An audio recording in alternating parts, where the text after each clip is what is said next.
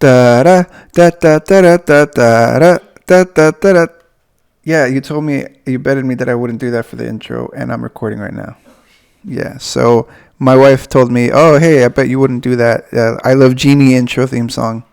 And I'm like, "Yeah, I can because it's my YouTube channel and I could do whatever I want."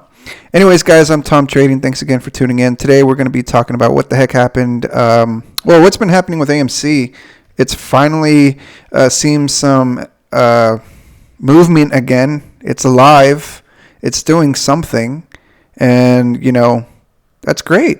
But we're also just going to see where it's going to be, heading into the weekend for tomorrow, Thursday, and then on Friday. There's a lot of great news. Obviously, if anybody who's been keeping up with AMC, you guys already know that this thing could squeeze pretty much at any moment. I think everybody has that feeling in their bones. I know I do. I mean, it's just... I know a lot of people have been waiting weeks, months. It feels like years at this point, just waiting for this baby to squeeze. So yeah, let's just go ahead and get right into it. The technicals real quick. I just did a little bit of charting here. So I found right off the bat in the very beginning at the opening bell, it had this nice upward bull wedge right here. Very nice, very beautiful. If we zoom in, you guys can see just how symmetrical that kind of looks like. It's not completely symmetrical, but I mean, it's as perfect as you're gonna get, especially with the low volume that we've been having the last couple weeks, last couple months, which seems like. Then kind of topped off, met some resistance at 966, and then it kind of went back down and kind of developed this bear wedge right here, this downward wedge. And then going into the afternoon, it kind of just consolidated pretty much all day at that point. I don't want to do that. Here we go. Scoot over here. Nice big old rectangle here, just pretty much trading sideways, which, sometimes you can't really tell if that's a good thing or a bad thing. But considering, like, with everything that's going on right now, I think we have it in good faith that it's not going to trend downwards anytime soon. But, it met a level of, let's see, support down here at 946 and 950, which, once it started trading sideways, that's kind of how I knew. And a lot of people kind of felt like, oh, this is a great thing, right? Because it started trading at a very nice level of support. And then it just hit this another nice upward channel here. Ending the day at 981, a new high, which, man, we haven't seen the $10 mark in a while, which, a lot of people were kind of hoping we would end the day at. But here's hoping that, by the end of the week, we hit 10 or above. Because at this point, the hedge funds, they really have no other option but to just, it seems like they're running out of options for a lot of reasons, and I'll show you guys why. But here's just a small technical analysis. This isn't anything special, considering AMC doesn't really follow the technical analysis, but here's just a little small picture of what's been going on today and what we can expect into the week, or the end of the week for that matter. I'm expecting it to just keep trending upwards. We might see a dip back down, to be honest. Maybe find support here at 969, and it might consolidate for a little while longer before Friday. I'm not from the future, so don't take my word for it. That's just my prediction. But let's go ahead and see what's going on with Trey and Matt here. Let me get rid of this window. Go here. And let's start off with Matt and the information that he's been providing us via Ortex. So AMC short interest, 23%, another record. Utilization has finally hit 100. And I know for a lot of people that's insane, because that's pretty much the amount of shares you could borrow, considering taking into considering how many shares are available to lend. So 100% means 100% of the shares that are available to lend are being borrowed and are being used to short the stock. And they're paying 23% a day. each freaking time they try to short that stock. It's just pummeling down on them, and it's hitting them hard, and we could feel it, right? We know it's beating down on them like a drum. The shares on loan it rose up to 152 million, another record. So that's always great, man. Anytime these numbers here start to rise in tandem, I mean, Jesus Christ, like that's just like a bottle just waiting to pop, right? The Mentos into the bottle of Coke. One really hilarious thing that was posted on Twitter by Kong.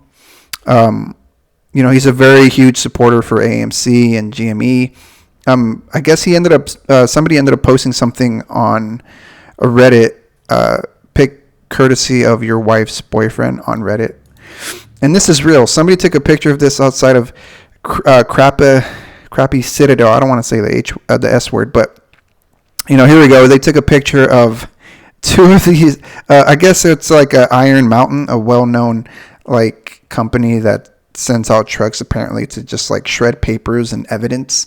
What seems like, and that's outside of Citadel. What seems like Chicago. I'm sure that's Chicago.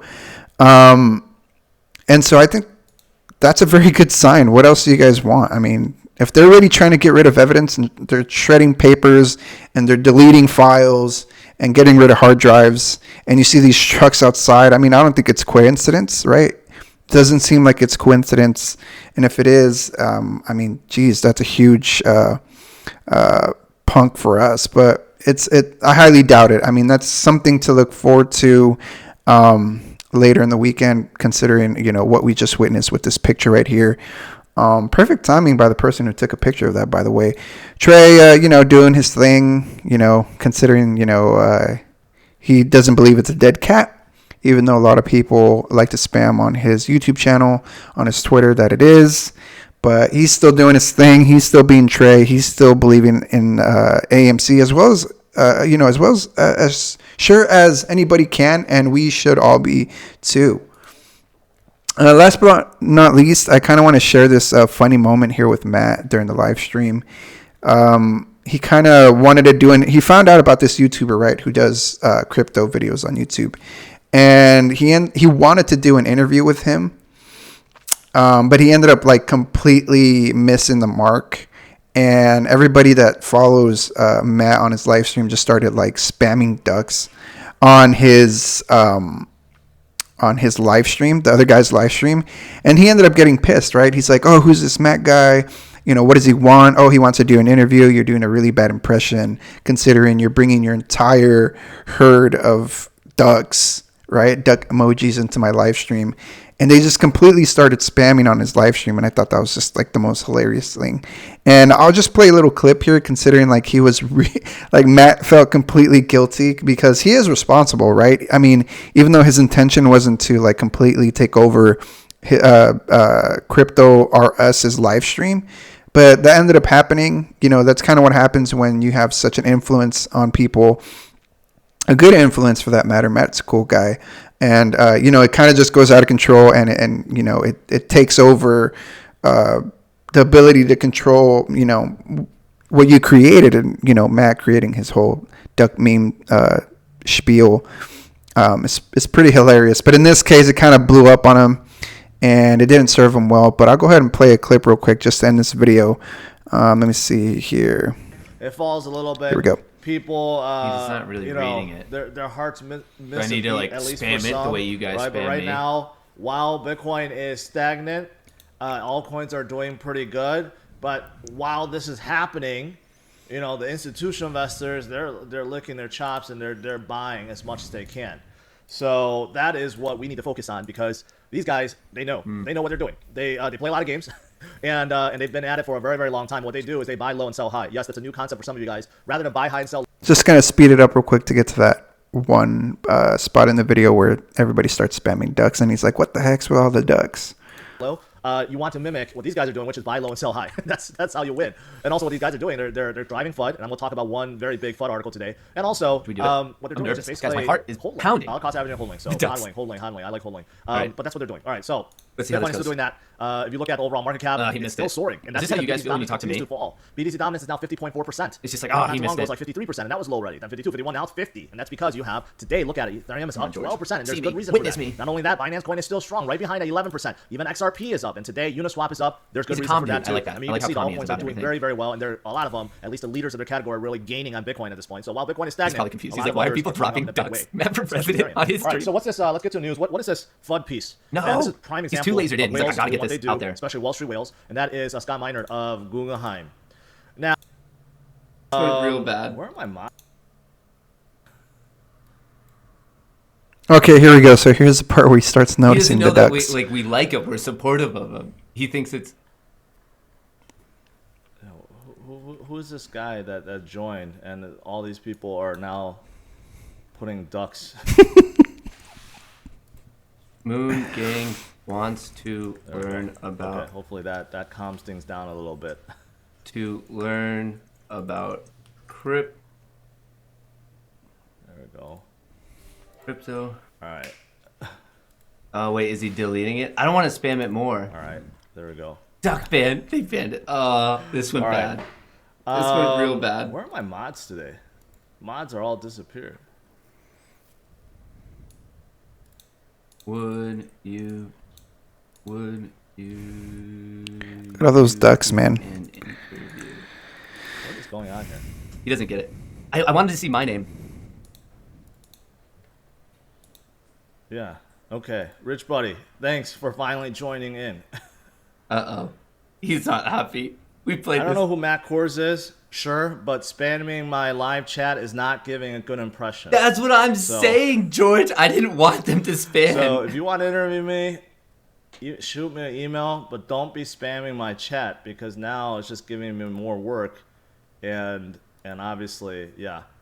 There you go. George. All right. I know. So now. All right, so that kind of goes on for a little bit, but he's really, embarrassed at the fact that it kind of just went sideways and it just crashed and burned.